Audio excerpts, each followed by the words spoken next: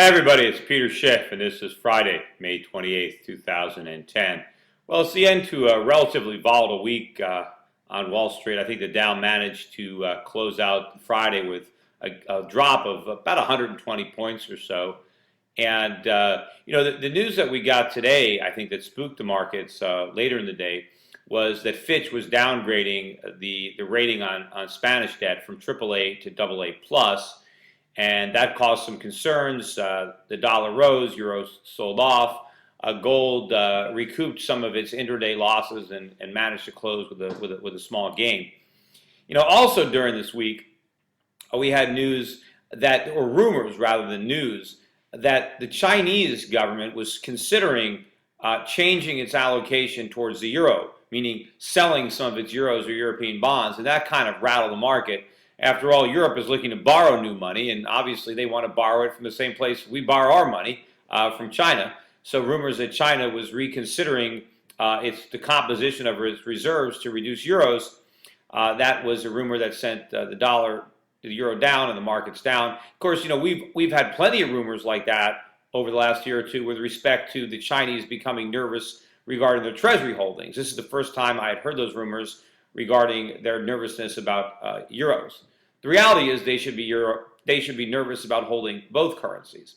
But anyway, the following day, the Chinese government came out and categorically denied that they were thinking that they would do that, and that sent the markets to a substantial gain, and the euro rose. But again, these are the same types of denials that we got several times with respect to rumors about U.S. Treasuries. Now, I'm sure that the Chinese are nervous about euros, and I'm sure they're even more nervous about the dollar. Even if they were going to lighten up on euros, they wouldn't increase their holdings of dollars. They would either look at other fiat currencies or gold or maybe other natural resources. But of course, as the Chinese are trying to reduce their exposure to the dollar and the euro, the last thing that they're going to do is telegraph that in advance. They're not going to state, yeah, we're going to dump our euros. Then the euro will drop and they'll get a worse price for the euros that they sell. So you can never put any stock into the denials of these types of rumors because, of course, even if it's true, the smart thing to do is to deny it. Right? You don't want to give the other side of the trade advanced knowledge of what you intend to do. So my feeling is I'm sure that they do want to reduce their exposure. And the fact that people are making a big deal about the Spanish downgrade, people are still not focusing on the United States' AAA rated status, which it doesn't deserve. And I think the main reason that the U.S. government was so concerned in making sure that there was a bailout for Greece was because the U.S. government does not want sovereign debt holders to begin to question the safety of their sovereign debt holdings, because they might start looking with a more skeptical eye at the debt that they hold here in the United States, because we have got the more severe problem. Certainly Greece has problems, Spain has some problems, Portugal, some countries. But if you look at Europe as a whole and you net out the problems of some countries with the assets of the stronger countries like Germany, if you net Europe out, they are in much, much better shape than the United States. I mean, it's not even close. The problems that I see for Europe are structural and long-term, and they have to do with the long-term moral hazards of this new policy of bailouts. Now, of course, you've got a lot of European governments, including Spain, that are now making spending cuts to their budgets that they never would have made absent this crisis. So they are doing something to reduce collectively the amount of debt in Europe. We're doing nothing here in the United States because there hasn't been a crisis yet. So I do believe long-term what's happening in Europe is a negative. In the short run, it might even be seen as a positive to the extent that we get cuts in some of these other countries. Now, it would have been a bigger positive had they let Greece fail. I'm confident of that. But at least the crisis in the short run might lead to some outbreak of fiscal responsibility or somewhat less fiscal irresponsibility in the Eurozone, at least in the short run. And once these fears blow over, and in the short run they will, I do expect attention to be once again focused on the U.S. because, as I said, we have the more serious problem. And ultimately, people are going to start to realize that we are not out of the woods, that our economy is not growing, that all that grew is our debt and our consumption, and that the real economic indicators point to the double dip, if that's what you want to call it. But I still think it is one continuous depression, interrupted by a spending binge fueled by cheap money and deficit spending. All that does is interrupt the depression briefly, but sow the seeds for a deeper, longer lasting depression in the future. So as market participants begin to realize that this phony economy is running out of gas, they will again begin to look more skeptically at the U.S. We're already talking about another stimulus. I don't know what the size of it is, 100, 200 billion, as a kind of like an insurance policy against the double dip. Again, the stimulus is a sedative. It doesn't do anything about addressing the substantial imbalances that underlie the U.S. economy. It actually exacerbates those balances merely for political expediency. But there are a lot of people, and I've talked to a lot of clients and just people in general who aren't clients. There is a real feeling of fear building in the market.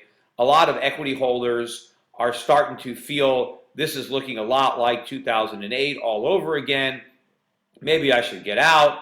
Maybe there's another collapse coming. A lot of people who held through the decline of 2008, they've made back a lot of their losses. Some people have turned losses into gains, and there are people who are wondering if they should take something off the table if maybe there will be a repeat of 2008.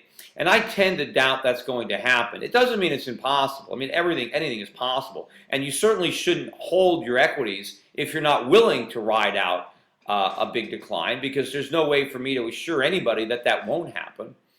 But I still think that it won't. I think that when the markets were falling apart in 2008, it was because there was a legitimate fear that the governments might actually do the right thing, that they wouldn't inflate, that they would allow bankrupt entities to fail, that they wouldn't stimulate. I think that was the real fear in 2008. We now know that that is not going to happen, that governments around the world, particularly in the United States, will simply print as much as it takes. They will do everything they can to prevent investors from losing money, particularly creditors of financial institutions. They are going to keep these businesses afloat. They are going to try to put a floor beneath the housing market. They will not let market forces bring down housing prices. They will fight that tooth and nail with inflation. And so I think that that does put a floor somewhere beneath equity prices. But what it doesn't do is it takes the floor away. It puts a trap door beneath the dollar. Because the trade-off is, instead of investors losing money, the money is what loses value. And that is what's going to be happening. I do expect the next crisis not to be a flight to the dollar, but a flight from the dollar. And I think this rally that we've seen recently that has turned the sentiment so anti-euro instead of anti-dollar makes perfect sense as a final head fake to get everybody running in the wrong direction before they take the dollar down for the count. If the dollar's collapse would have happened 6 months ago, there was too much hot money that was still in the trade. Now you've got a lot of the hot money fading the trade, actually short the euro, which ultimately they're going to have to cover those bets. So I think right now people are no longer expecting a dollar collapse, which means it's probably more likely that the dollar is the currency that will collapse. And so that will mean, if I'm right, that this next downturn will look nothing like the 2008 downturn.